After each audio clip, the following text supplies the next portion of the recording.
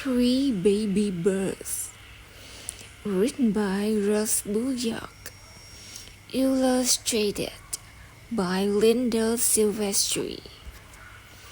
Focus question: what happens to the three baby birds? There were three baby birds. The baby birds grew and grew. One baby bird flew away. Two baby birds grew and grew.